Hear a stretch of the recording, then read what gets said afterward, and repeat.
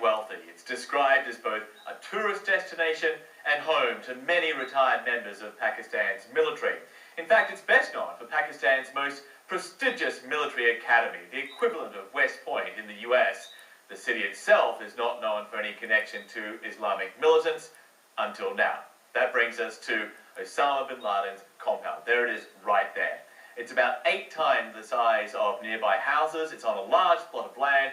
It's very secluded and was built about 5 years ago. There were some clues though, not all was as it seemed. Take a look at this diagram here.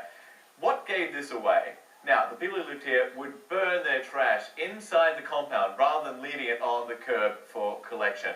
The building itself was described as being like a fortress. In parts, these walls were up to 18 feet, more than 5 meters tall, and all the way along the top, there was in fact razor wire. There was no internet, no phone access as well. And there was more subtle clues. Take a look at this. This is the upper level. This is where Osama Bin Laden is believed to have lived, in this upper level of the house. Now, the terrace has a wall around it, and the wall's height is 7 feet. Now, why is that important? Because Osama Bin Laden is 6'4", which meant he could walk around this area and no one would see him from the road. The property itself, well, valued at about $1 million. That's a long way from a cave in Afghanistan.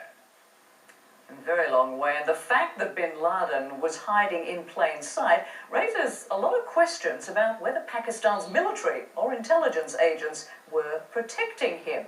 As CNN's Nick Payton-Walsh tells us, there are also questions about whether Pakistan was involved in the operation itself.